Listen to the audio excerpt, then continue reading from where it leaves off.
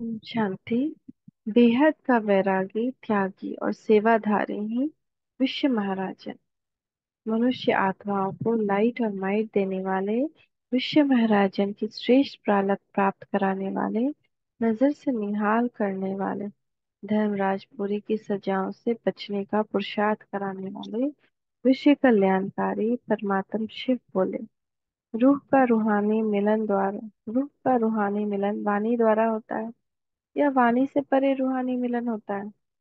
अंतिम स्टेज वाणी से परे 1 सेकंड में रूहानी नजर की झलक से होती है, जो गाया हुआ है ना कि झलक दिखा दो, वह नैनों द्वारा व मस्तिष्क मस्तक मणि का गायन है। अंतिम समय नजर से निहाल करने का ही गायन है।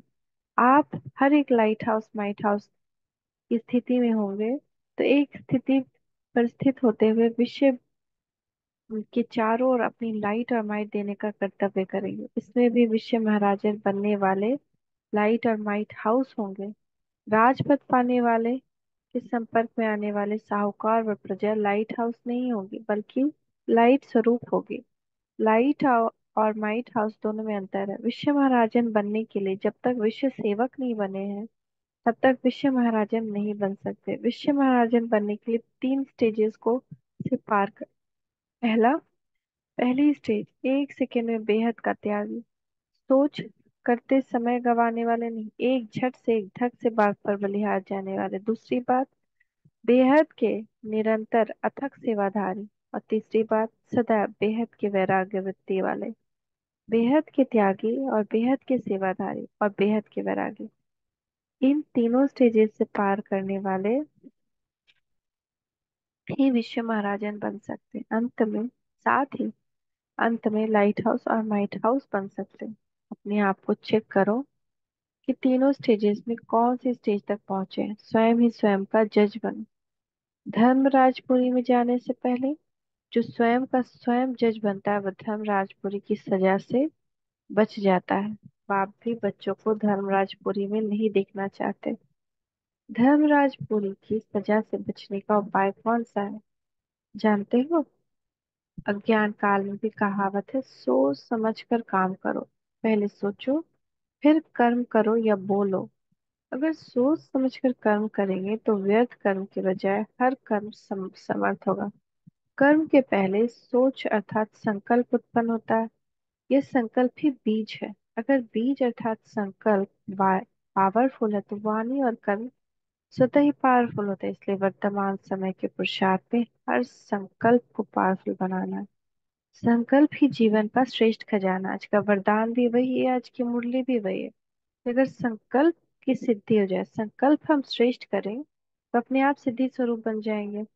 और बेहद के वैराग्य वृत्ति को फैलाना है। तो बाबा भी कह रहे हैं, अगर बीज अर्थात संकल्प पावरफुल है तो वाणी और कर्म स्वतः ही पावरफुल थे। इसलिए वर्तमान समय के पुरुषार्थ में हर संकल्प को पावरफुल बनाना है। संकल्प ही जीवन का श्रेष्ठ खजाना है।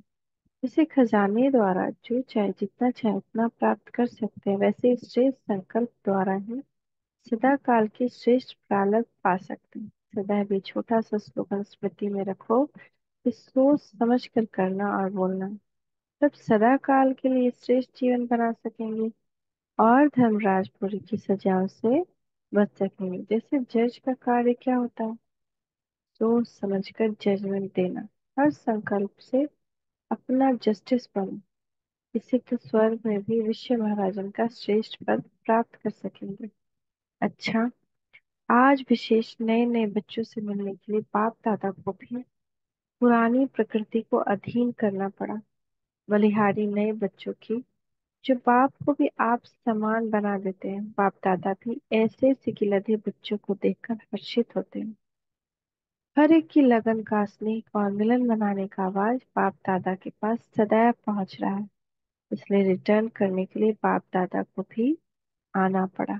अच्छा, ऐसे अति स्नेही सिकिलधे सदैव एक की लगन में मगन रहने वाले, last so fast fast so first division में आने वाले दिव्य पुरुषार्थी बच्चों को बाप दादा का याद प्यार और नमस्ते।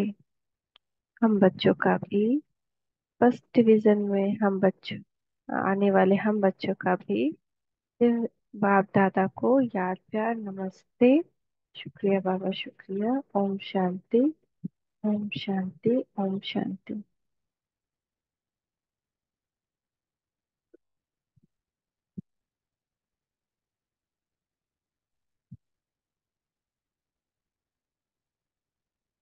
इस मुरली का सार है, विश्व महाराजन बनने के लिए तीन स्टेजेस को पार करना पड़ता है। एक, सेकंड में बेहद के त्यागी, बेहद के निरंतर अथक सेवाधारी और बेहद के वैराग्य वृत्ति।